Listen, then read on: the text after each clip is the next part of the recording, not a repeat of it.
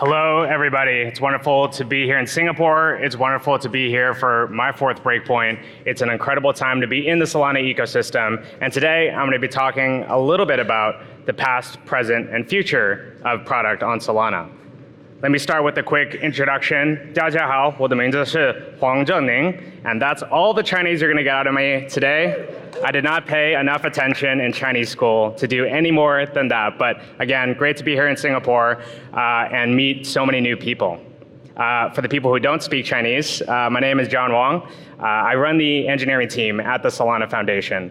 And part of my role is to spend time with all of you all, the hundreds of teams, the thousands of builders building on Solana, to understand exactly how they're approaching building their products and businesses, and figuring out both how do you use the existing state of Solana, as well as what new things we should create to help facilitate new, interesting products on-chain. And in light of that, instead of the past, present and future of product, which sounds like a roadmap, sounds like very, definitive things, I do want to talk a little bit about the insights that actually I've learned over the last couple of years working with all of you and a lot of the folks in the broader crypto ecosystem. So instead of the talk that you came here for, the past, present, and future of product, the talk you're going to get is how to build better products, on-chain. And I will talk about everything that you need to know about products. So first off, we have to remember why we're here. Before we can understand the how, we have to understand the why. Why would you want to build products on-chain? Well, there's some components of being on-chain that are just really valuable that help you do really interesting things. I'll go through this quickly because I'll touch on a specific couple of them. First, trustlessness, censorship resistance. This is sort of the obvious one. It allows you to transcend the platforms that lock in our data and force you to do different things. Security and provenance allow you to confirm both what and when something happened. Ownership and self-sovereignty allow you to own digital assets and be able to transfer them in different ways. Interoperability and composability allow you to work with others collaboratively on this giant public, slow but still public database. And programmable money allow you to handle things like value transfer and allow you to really interact with the broader world. Let me touch on two of those things because I think it's really important to understand what the answer to why blockchain is for every single one of you, your products, and your businesses. Composability is a really interesting attribute that allows you to have different opportunities for operational leverage. I just said a lot of words. I'll explain exactly what that means. I'll give a very concrete example of one of the best teams and one of the best examples of composability in the Solana ecosystem. There's a team named Baxis. What they do is they take high-end whiskeys and they vault them, tokenize them as NFTs, and allow you to buy, sell, and trade them on their marketplace. But what's so interesting about this is just the fact that they have that particular NFT allows them to interact with the broader Solana ecosystem. If they want to handle a secondary marketplace, they can post it on places like Tensor and Magic Eden. Their team does not have to go and figure out all the idiosyncrasies of building a marketplace or a contract. They have an NFT and they can use that contract from someone else. If you want to collateralize that NFT against anything else, you want to collateralize a loan, you can use something like Bridgesplit. All of these things are on-chain and allow you to reuse all of these different components.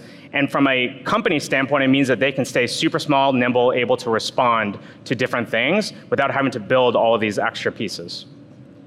Also, efficiency gains are pretty innovative too. I'll explain that. So there's a couple components to this. Here's a typical hotel reservation.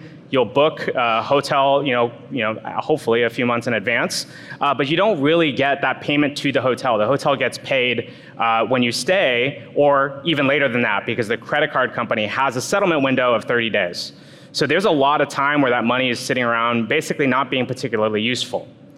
With crypto, you can actually squeeze that down and do something, I heard this term yesterday, I really liked it, the stablecoin sandwich, where in this case, on both sides of it, the hotel is getting fiat, the credit card company is paying fiat, but in the middle, the hotel is actually willing to give you a 10% discount because you're paying instantly. And that instant payment happens through a liquidity pool. right? These are the kinds of efficiencies that are pretty tough in the Web 2 world because of how expensive payments are, but are dead simple in the Web 3 world. Okay, so we've talked a little bit about some of the interesting components of building products on chain, but why should you build that on chain on Solana? Well, let me also back up a little bit there. Why do we count in tens? 10, 20, 30, 40, 100. Well, we have 10 fingers. It's really easy. Form follows function. You have the tools available to you, so that's how you end up, that informs how you end up building things in the real world. For the last 7 years, smart contract development on chain has kind of looked like our life with horses. You spend a lot of time, you love this horse, they grow with you, but sometimes they have a bad day, you can't make it to the farm, you gotta deal with having this horse, and sometimes you're just not gonna make it, right? And hey, sorry, I can't visit you, it's gonna take 3 days to get there.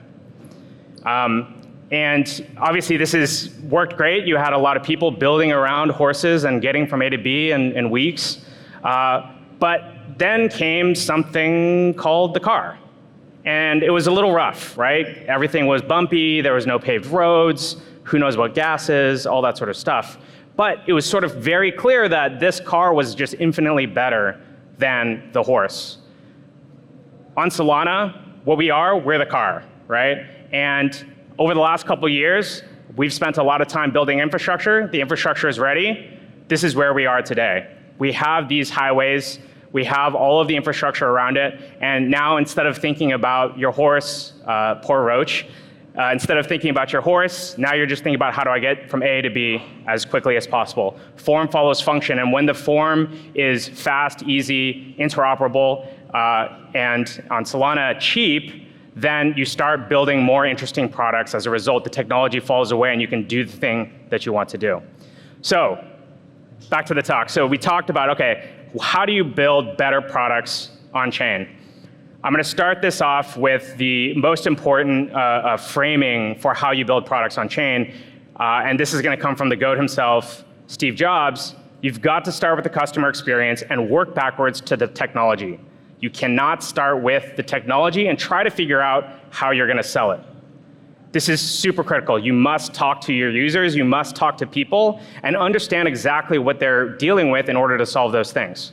I'm gonna give you a couple tips on how you can use the forum of Solana to really inform how you build and deliver value to your users. First thing is, deliver value immediately. And there's a couple steps here. How many times have you gotten to a site and the first thing you see, it's completely beautiful, and right in the middle is a connect wallet button? Now, this implies a lot of things. One is you have to be on desktop, right? You have to have some sort of extension or maybe in your mobile wallet. It also implies what happens when you connect to it and it doesn't have Solana support. There's so many problems with this. These are each friction points, and your end user is going to drop right off, right? So what if instead you took advantage of the fact that we have this public blockchain, we have all this extra data, why not preview another public key? I kind of want to see what it's going to look like. Show me the value that you're going to provide to me before I have to get all this stuff set up. I need to scramble for my desktop. I should be able to see it on my mobile browser and really understand what's going on. Or maybe use a browser-stored session key and graduate to self-custody later. Why not just keep it there and say, hey, look, you've gotten to a certain point, you've gotten a little bit of value, now you can graduate, get out into your own system that you have custody over. You might also think about getting rid of the paywall. Gas tokens, protocol tokens, even Solana, the native token itself, they're all blockers to someone getting started. Because guess what? I accidentally connected my wallet that has nothing in it, and now I can't use your app. You just lost a user, and there's not that many of us to begin with. So use systems like the transaction relays on Solana, very easy. Use the new technologies like ZK compression, and across the two of them, you can get on chain for less than 1/10 of a cent, right? And at that cost point, you can sponsor those interactions both for first-time users and maybe throughout the entire lifetime of their interaction with your application. Also, take advantage of, there's other information on the chain. You already know who I am. When I connect my wallet and let's say I have all of those things figured out, you already know who I am. I don't need to upload a second profile photo. I got a bunch sitting in my wallet already. You know that I like to listen to Hachi Mugen. That should just be the background music, right? Thinking about these different components that are already on chain and taking advantage of them in the context of your application. Okay, so you've delivered value immediately. Someone has connected their wallet. Everything is great. They're really figuring out what's going on. The next thing that I would recommend is to meet people where they are. For those of you who were here earlier, you heard a little bit about what Blink's from Chris, but one of the things that we think about is how do we push crypto to the edge, right? You shouldn't only need to use crypto in a place where there's a connect wallet button. You should be able to use it on any website in the world. Blinks or blockchain links allow you to bring that on-chain world, the one that we're all building, and push it to every edge, every website in the world. It means that you can take a fun game like Checkmate and be able to render it right on x.com and be able to do it right when there's a new game that's happening. So instead of having to go figure out what the website is, because I don't remember what it is, you can play it right there, play it with your friends in your DMs, and you can see that call to action immediately. Second thing is to build for intent. One of the things that I don't see a lot of teams doing that they really should think more about is give me the thing that I need to do. If I'm about to get liquidated, give me one button that gets me out of Dodge, please. Or, hey, enough multi-signers have signed this proposal on the DAO, or maybe the vote went through.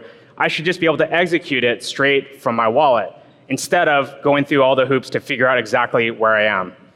Same with subscriptions, same with NFTs and games. These are opportunities for you to serve your user and tell them exactly what they need to do, and they will do it, and it'll be frictionless because they're using blockchains. And it's also important to note that when we say meet people where you are, some of those people are working at big businesses and enterprises. We've seen a lot of institutions joining the Solana ecosystem over the last couple of days, and a lot of what we have on Solana with things like token extensions allows them to express the permissioned nature of their product in the broader permissionless network. The opposite is impossible to do, but with these smart contracts, you can actually design really complex products like these institutional finance products that need that capability. Okay, so we've delivered value immediately. We are building with intent. We're building wonderful, great products, and you're all set up for success. This is great. So this is the current state of the world today. This is what you can use in the technology space today, but what I want to really dig at here is actually what kinds of products should we be building next? What are the areas that we should look to see what problems exist to make sure that we can solve them? So where do we go from here? I'm going to show you two tweets. I'm not going to read them in detail, but just a couple of notes on what they're mentioning here. The final chain abstracted experience, social recovery for wallets, buying any asset on chain, being able to have a dead man switch or something like that, being able to have subscriptions. You can do 90% of this on Solana today. This is not a fantasy. It's not something that is on a roadmap for 12 months or years or anything like that. I guarantee you if we sat down for 3 weeks with the people in this room, we could figure this out.